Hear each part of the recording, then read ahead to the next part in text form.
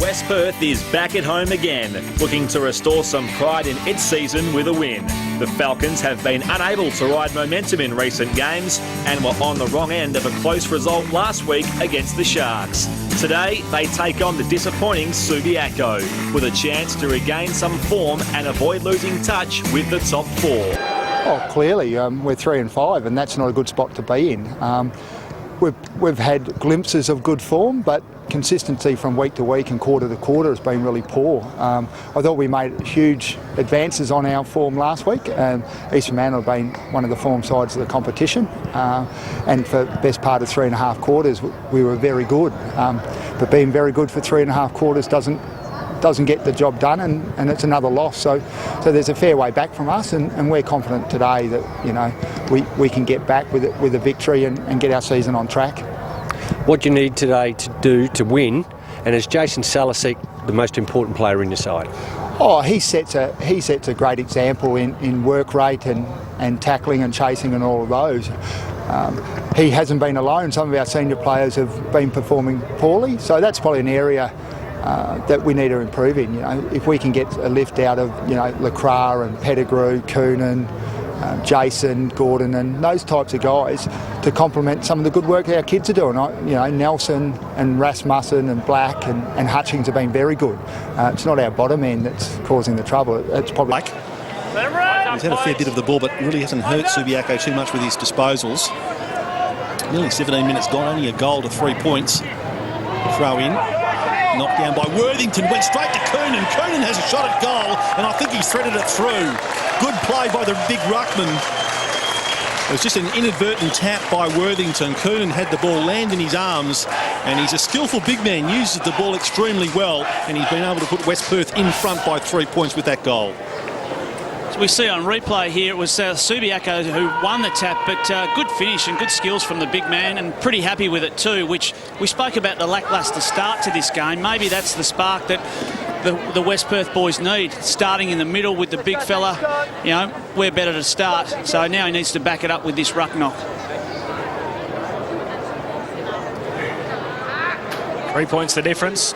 It's been coming for a long time, West Perth. If you have a look at the inside 50s, 10-5 in favour of West Perth. Back in the centre, Coonan had first hands on it, socket forward though by Wheeler. Marnie had it, then lost it. Now Hutchings burrows back in. Nelson eventually just jams it on the boot.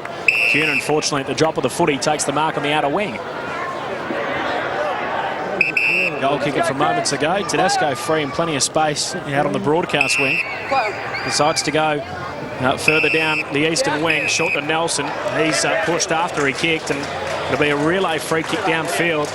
And this will put West Perth within range at a 45-degree angle. Trying to see who'll take the kick here. It'll go to Salikas, so that's the handy man to have the set shot and hopefully rectify his earlier miss. That undisciplined act from Brett Marnie would really rankle Chris Waterman. Yeah, I got it. So Salikas shooting from a similar distance out where he missed the first shot on goal of the game. He goes back and makes no mistake on this effort. The boundary throw in on the outer wing. 5 points the margin in favour of West Perth. Jones spins out of the would-be tackle, kicks down towards left half forward.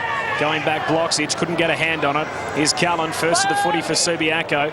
Just bumped off it, and Barden gets back to his feet, hooks across the body. That is a great effort from Darcy Barden, and he's kicked a major for the Falcons. Time. Playing on a pretty experienced defender though in Dustin Burns, as Brown's kick in was a prodigious one. Found Bartholomew, he gets on with it quickly, finds Flay, who's run off half back. He's forward of right centre wing, then kicks the ball to the forward line. The lead came from Manning, but it was just a little bit too wide and not under a lot of pressure. Perhaps Brad Dion Flay would have been better advised to kick the ball back into the corridor and maybe aim for the goal square. And they have been doing that, West Perth. Their change of direction has been really good today. 3 changes for West Perth down in front of us. Plenty going on in the interchange. Boundary throw in. Douglas won it down, but straight to strike. Hooks across the body. That is a great kick. And a major for Andrew Strike. Just rode the ruck work of Scott Douglas perfectly, the opposition ruckman. And he was all alone. And right half forward, about 48 metres out to put it through with a drop punt. A confident Brett Lacroix at his best would have done just that. Wheeler's been doing well at the stoppages. Gets a hand pass to Davidson. Davidson then, a short pass has come unstuck. Gathering it at ground level was Hutchings, and that's beautiful delivery to strike. Just outside 50. Probably too far out to score, although he is a beautiful kick, Andrew Strike. Now he's called to play on. Sends it long and high to the goal square. Pack of 4 through the hands there of Zanetti. Socked off the ground brilliantly by Rasmussen. A very, very opportunistic goal there by the youngster. One of the best first-year players in the business in season 2012, and Lane Rasmussen has kicked West Perth's 5th, and they have gone to an 11-point lead. We've travelled 22 minutes into the second quarter. And we see for West Perth all single goal scorers: Strike, Salikas, Coonan, Rasmussen and Barden. In fact, it's single goal scorers all round for the Lions: Douglas, Chambers, DeLuca and Anthony. As we look at the quarter-by-quarters so far, 6-point leaders, the Falcons at quarter time. They've stretched it out to 14 points and look the side most likely to close out this game. Well, hopefully Subiaco can get their act together. They've still got a half of football and they're well within range of West Perth to turn things around and do something about it. Time now, though, for half-time at the footy. The feature story this week is on Vic Carboni, a real legend and a stalwart around the West Perth Football Club. Over 27 years, he spent 24 years as the head trainer of West Perth, and for the last 3 years he has been the team manager. He really is one of the characters that make West Australian WAFL football clubs what they are. We'll also have a look at the other state leagues around the country before we come back and talk state football with Chairman of Selectors for the state team, Brad Wirra.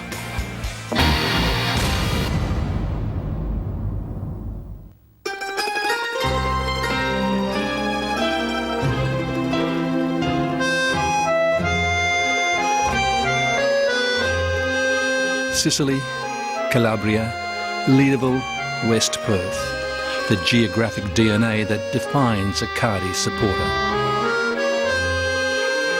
But there's always someone who'll spoil that theory.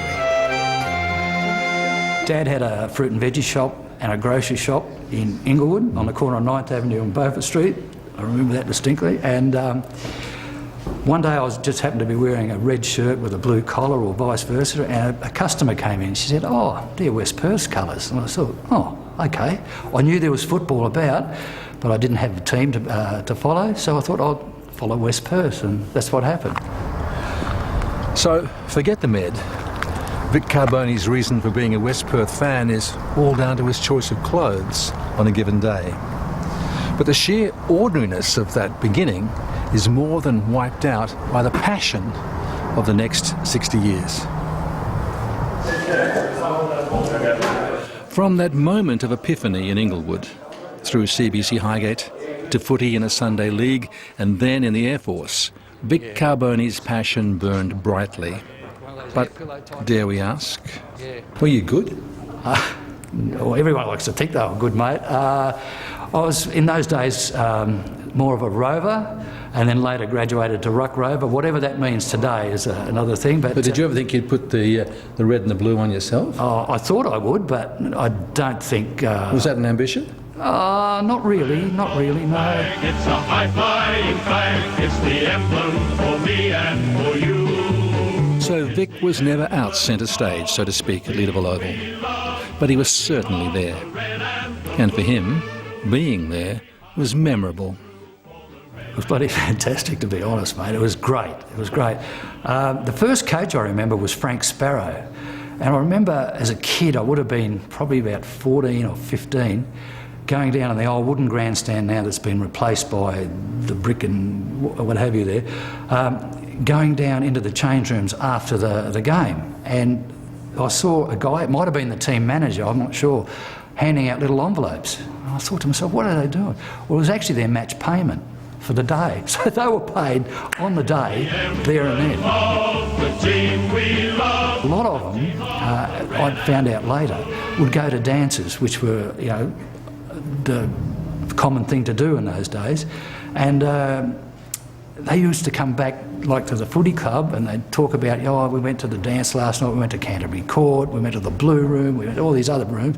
And they were all agile guys, you know, like they could move around the field quite nimbly, you know, and I reckon it was because they went out dancing, you know, like you can imagine playing a game of football and then going out dancing and just loosening up and all that sort of thing. So, yeah, it was quite fascinating. You'll have to do this when you later change your career to a physiotherapist, mate. You'll be able to, Not smart enough for that bit. There are a number of ways to serve the club you love. Vic spent 23 years as a trainer and more recently as manager of the league team. Plenty of time to observe the game and worry about endless stoppages, congestion in the play, head injuries. It does annoy me to see those injuries which you know, can be sort of averted by just a bit of practical... and I'm not blaming the umpires. The people I blame are the Football Commission and the AFL itself, because they send the rules down to the umpires. This is how we want you to umpire the game, you know. But we'll leave umpires there. Well, that'll get through to them. Knocked away from him by Bond. Chances are Vic Carboni's not alone with his seditious talk. Probably much worse is voiced in the ranks of the fans on game day. Mate, I just love my supporters. They've been called the geek squad and all the rest of it, but they've been that sort of body of supporters all my time I've been involved with the club, you know, as a supporter and as a volunteer. And they are a different breed. They're lovely. They can be raucous. They can be insulting if they want to be, but they get insulted as well, so it's just tit for tat. Well, they're called garlic munchers, aren't they? They are. Are they Italian? There are a few. There's not as many as... How Italian is West Perth? I'd like to think it was very, but we've just moved up into this area here. When I say this, we've been up here 14 years, I think it is, and it's a different cross-section of community. There's a lot of British, expats. But then, Vic. Oh yeah. Leadable Oval. You say come star to everybody there and they know what you were saying? Yeah, and you can smell the garlic in the air and all that sort of thing. Garlic, of course, is now smelt all over Perth. That's immigration for you. Even so, it probably doesn't quite ease the pain of that contentious move north to the brand new Joondalup. No, I wasn't happy about it. And there were certain things came into play. I think at the time we needed to have about $3,000 or $4,000 to fix up the reticulation system on the oval. $3,000? Yeah, 14 years ago. And the club couldn't raise that money. Even so? Yeah. $3,000? Yeah. So you moved for $3,000? Well, effectively, yes. Yes, you know, like goodbye Leaderville, hello Joondalup. Do you feel sick now? I do. But you must have new supporters from this area. We have. Who have no ties with West Perth. Yeah, but they don't seem to be in any great voice. They don't, they haven't sort of kicked up about the name and all the rest of it. But I suppose when you look at it, you think of the Joondalup traders, all the traders in Joondalup, and there's many of them, you know, and like there's going to be another city further north. You would think that if we became the Joondalup Falcons, a lot of these traders would come on board as sponsors and things like that. And it'd be well worth our while to sponsor that. And if it means a name change, all right, I'll just swallow it and go with it. You know, I'd accept it. But deep down in my little black, I'd be saying, no, it's still West Perth. You know, until I leave this earth, it'll be West Perth. Yeah, because Mac is just here now. Is he? And that, I suppose, is as certain as you can get. All right. Less certain for Vic Carboni is when he plans to leave West Perth, or Joondalup, or the Falcons, or whatever he's happiest calling his beloved club. Jerry and I have a great, we have a standing joke. You know, the CEO? The CEO. I tell Jerry that when my use-by date is up, you've got to tell me, and I'll just walk away gladly, and it won't be a problem. I won't have any issue with that at all. Well, Jerry keeps telling me he gave it to me 10 years ago, you know, so it does, you know, I'm still here. Mate, I am 69. I'll be 69 in a couple of weeks. I've been here, as I said, for 27 years, so I've seen guys, young guys come in, learn how to play football, how the team wants them to play football, how the club wants them to play football, get jobs or do some study and that sort of thing. Then I see them get girlfriends, then they get engagements and marriage, and then I see the other cycle of a newborn. think, yep, I'm happy. That's the happiest time of my life when I see that happen, that circle that goes around. Yeah, thanks, Phil. We've got Aaron Black, Shane Nelson, Shane Zanetti, and also Aaron Black on the bench. Stephen Brown, sorry. Apparently they're taking the mickey out of me up here, Spin. You'll have to come up shortly. There's plays underway. Gordon got his hands on the footy, but he's dispossessed. Strike now. Hand passes to the grass, taken by Salisic. It was good play by Strike. It was intended. Salisic got it off to Tedesco. Kicks then to the lead of Manning, and he got one over the shoulder. He attacked the ball hard there, Cody Manning. Well, it's out another 50. Well, hot on the heels of a goal at the other end of Jack Anthony, which was the ideal start for Subiaco. 50 metres and a good 50 again. They've been quite liberal with them this afternoon, the umpires. Cody Manning is going to come. The umpire's still going back. He's taken him to within about 15 to 20 metres. So Manning, who got the free kick up on centre wing, is really just going to have to toe poke this. Just needs to get it online and get the equaliser from that one at the other end of the ground. He makes absolutely no mistake. So 1 goal apiece in the opening 2.5 minutes of the third quarter. So the status quo is retained, a 14-point margin to West Perth. Well, the free kick was definitely there. I'm not sure what the 50 was for. I assume it'd have to be for language or talking back. But good finish none the same, and goal for goal, good start either end. He's got a Rod Willett. He's got the Lions bench now. Yeah, thanks, Phil. We need a lift from all these players on the bench for Subiaco. We've got Ryan Wade, Brand Chambers, Connor Davidson and Kane Bloxage all on the bench for Subiaco. It's Connor just tying his bootlaces. It's a good start. Helps to kick it straight if you do. Nearly goal either way. 14 points the margin. Back to that half-time spread in favour of West Perth. 6-11 to 5-3. Back in the middle. Douglas, the only man up, won the tap. Hassett looking to soccer the ball again. Here's Tedesco, first man to it. Loops a hand pass out in front of Strike. Wheels around. Gets onto his right boot and kicks inside the centre square. Looking for Jones, just a little over his head. Had to reach for it. Forrest, good foot pace, getting back up first. Got a hand pass away to Parker as he went to ground, gave it out to Bristow. Bumped off it by Gordon and had his arm trapped in the tackle. Just fell out to Bartholomew. Now with Hutchings, he's tackled by his opposite number. That'll be holding the ball. A good effort by Worthington. Advantage applied. Hassett jams it on his boot under pressure. Down towards Hampson, slips through his fingers, picked up by Anthony. No one ahead of him, about 70 out at centre half forward. Kicks back across the body looking for Kerr. Off hands down to Buddy Pickett. Has it about 40 metres out, or 50 metres out. Kicks right to the goal line. Getting back Sinclair. Puts it right on his toe. Right on the line. And he's snuck it through for a goal. And so Subi, after Jack Anthony grabbed the ball about 70 metres out at centre half forward and had no one in front of him, went out wide, fell down to Pickett. As you can see here, right to the goal line, and the big fella Sinclair able to take possession, Brad, and just get it on the boot in time. Just in time indeed, but it was good by Pickett, wasn't it? I'd like to see the replay, Lammy, if we had one of those. Video, yeah. But good play. He did have a look inside Pickett, which was really good play to see where his big man was, as did Anthony. There was no one down, as you called it, Corbin, but really good take the picture, as they say. No one there, hold it up, kick it to your advantage.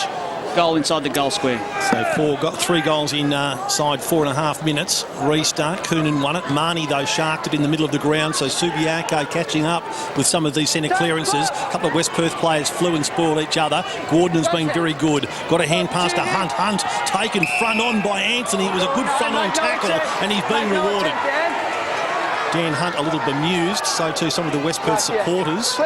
So Anthony, well, without aiming any criticism at me, you can pass comment, Brad, on whether or not he's in range or not. I think he is. Well, he kicked one from outside. He's going to pass it, but unselfishly, I think he could have made it. He's a team man, so he shared it with Rhett Kerr, who, generally speaking, is pretty good on goals. Corbin, you've got his stats for goal kicking this year, Rhett Kerr, for Subi? Yep, 13 goals 2 leading into today. But so he must have had 13 goals 1. Yep. 13 goals straight until last week. Yep. Now 13-3 with his, obviously, he's behind earlier. So can he steer this one through? Comes in, kicks on goal. He's got it on target. Has he got the journey? He certainly has. Straight over the top of the goal umpire's cap. So a deluge of goals in the first 5 or 6 minutes of this third quarter, and there has been some real interest. All of a sudden the tempo's gone up, Brad, and the spectacle has heightened. It has, and good players we see on the screen here from Jack Anthony. Most people on the ground, including us up here, thought he might have had a shot, but kicked it inside to Kerr, who is a very, very good set shot, as we spoke about. But it's like the two coaches have shook hands at half-time and said, hey, how about we kick a few goals? And the old saying, it's a bit of ships in the night or dancing with your sister, that sort of stuff. You know, let's go up and back and see how many goals we can kick. Good to see Subi put on a bit of forward pressure as well. I'm sure the coach mentioned that at half-time. So a couple of points now, the margin, 3-1 to start this second half. Douglas, the more decisive tap in the centre. West Perth first to the footy through Flay, went to ground though, lost at Broadhurst. Good hand pass back inboard to Marnie, 60 out, kicks to the vacant goal square. Getting back Rasmussen, takes a good mark. Last line of defence. Here, back with me now. Back here. Thank you. Brings the footy back into play, looks for Gordon, stretching forward and marks in front of DeLuca. Gordon along the boundary line, Bartholomew his target, finds him just in the shadows of the grandstand. Ray Bartholomew, state player last year, kicks in the Barton direction, a long way up the ground and a couple of clever things. The 20-year-old today. Just backward of the wing for West Perth. Barton kicks out in front of Manning. West Perth's only goal kicker so far in this quarter, and he's going to be put within range here, a 50-metre penalty against Rob Forrest. I made the comment a few weeks ago, Phil, that in ABC TV games, I think we see more 50-metre penalties than in just about any other game of football. There seems to be a good 5 or 6 just about every week in the WAFL. That was really sudden death, I guess, on Robbie Forrest, who had momentum up and didn't come back immediately. So that's the fourth already that we've had today, 8 minutes into the third term. Sometimes you're lucky or unlucky to see one in any game of Aussie rules. Here's Manning, 40 out, looking for his second. He snuck it through. So 2 goals to Manning to start the second half. West Perth just pull away again. They're out by 8 points, 7-11 to 7-3. Got a call to kick it out wide into the path of the running Pettigrew. Just looking for every opportunity to run off Chambers. Did it, he did so, and did so very well. Then he puts it into the path of Bartholomew, who's a hard runner, chips it cleverly short to Salisic. I haven't seen a lot of him, the West Perth skipper, but his foot pass to Strike is outstanding, but very worrying for Subiaco because, again, I just couldn't see anyone close to Andrew Strike. Well, it's great running by Bartholomew. He was the one that actually at half-back initiated the change of direction, and then out it came. He was the one in the centre of the ground who took the space, got it to the skipper. Good play by him to get back off the mark and hit Strike up. 45-metre kick from Andrew Strike. Looks good off the boot. Good passage of play by West Perth. And Bartholomew, the link man, as Brad Wirra said, Andrew Strike has kicked his second goal for the afternoon. Here it is on replay with Bartholomew getting his second possession in the passage, but really good play from the skipper here. He gets back off the mark really quick, not allowing Subiaco's defenders to get back, and Strike had made good position and a good finish. So the margin back out to 14 points after Subi closed within 2 goals in 4 minutes. It's given West Perth that handy breathing space again. 8-11. They lead Subiaco 7-3. Third quarter, Subiaco's best throughout season 2012 so far, losing just 2 of them. Hand pass out wide from Marnie. Davidson attacks the footy. Gets control of it. Hand pass back out to Marnie on the bottom of the pack, trying to just paddle it towards his teammates' advantage. Heavy tackle late on Bloxage. The umpire calls for let it go. Bloxage with the footy. So Eddie the tackler. The bounce just forward of the wing for Subi. Headed to the southern end in his third turn. From the bounce, Douglas, first hands on it. Marnie went without it. Bristow couldn't get to his boot. Followed up, hand pass away to Marnie. Oh, ran straight back into trouble, holding the ball. Advantage applied. The Falcons away down the outer wing. Here's Hutchings, takes a bounce, can probably have a second if he wants to.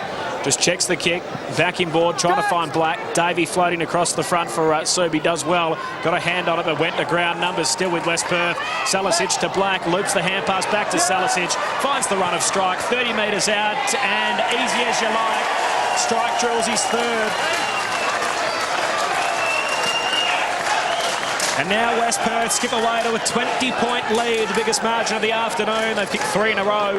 After Subi had closed within a couple of points. Critical fumble allows striking once more. Hand pass to Black. Black's able to look downfield, pick out a target and find Jordan Jones, who plays on from the 50, kicks it into the goal square. Over the top of the pack, Jason Salisic topped the mark and from point-blank range has rammed home another one for West Perth. And the margin is suddenly 26 points and Subiaco going to their knees. There's the kick out in front of Burns, has it on the outer wing. Burns to West Perth, Salika's the target, so strong overhead. And he marks just forward of halfway for West Perth. Another forward thrust as we're late on in the piece in this third term. Salisic all alone again at right half forward, about 70 metres out, chips inside 50. Zanetti the target, couldn't mark, pressure from the back by Cullen. Now tackled by Bristow, still trying to come up with the footy, eventually flicks a hand pass out. Salisic puts it back on his left boot, kicks around the corner to Nelson. Hand pass to Black, directly in front, 20 out, and pops it through. Round 10, WAFL. Action on ABC TV. 23 points the margin. Subiaco had a couple of up. Wheeler got it. The tap, that is. Under pressure, Tedesco releases it. Picked up by DeLuca right on the chalk, however, at right half forward. Well, he centred the ball, but Subiaco blocks him. He fell over, left Brown standing, and away he goes. Couple of bounces into the middle of the ground, weighs up his options, kicks out in front of Zanetti, who's got 5 metres on Cullen there. Chips it into the pocket. West Perth player went flying and they've got the advantage here. Nelson can shoot a goal from the pocket and he's finished it, 2 with a goal.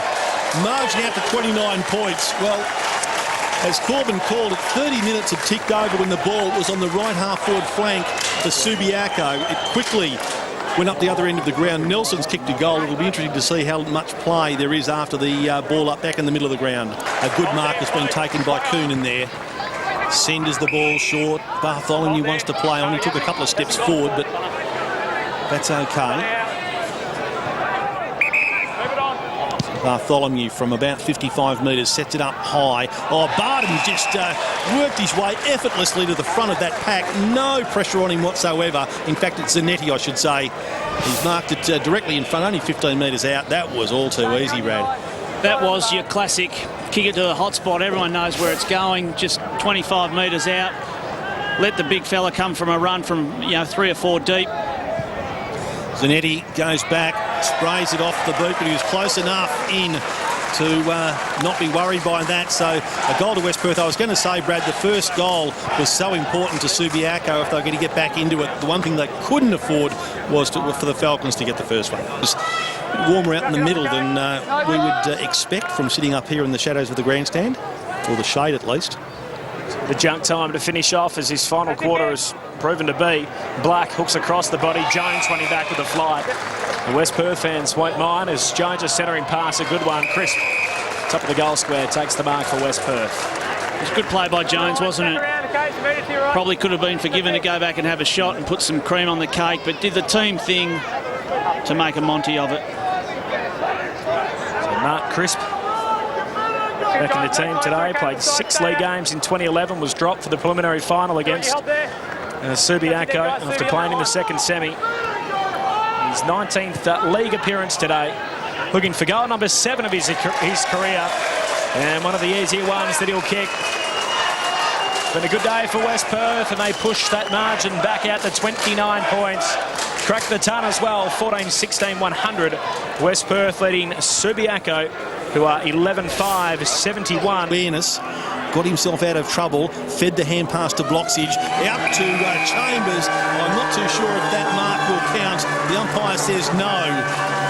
So it's all over there for Subiaco. 5 straight defeats, but West Perth returned to the winners list in a match that they really had to win.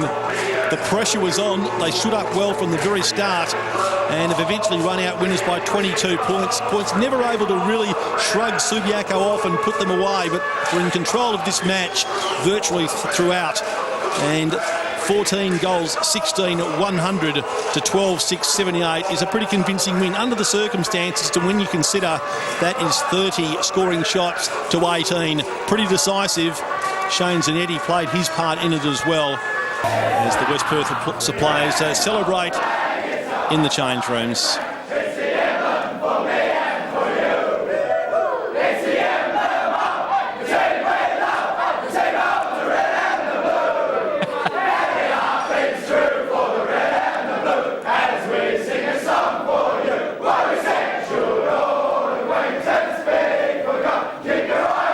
It certainly has been a few weeks since the Falcons have sung the club song, but they certainly sang it with plenty of voice there. A victory to West Perth, 22 points over the Lions in a match that they really had to win.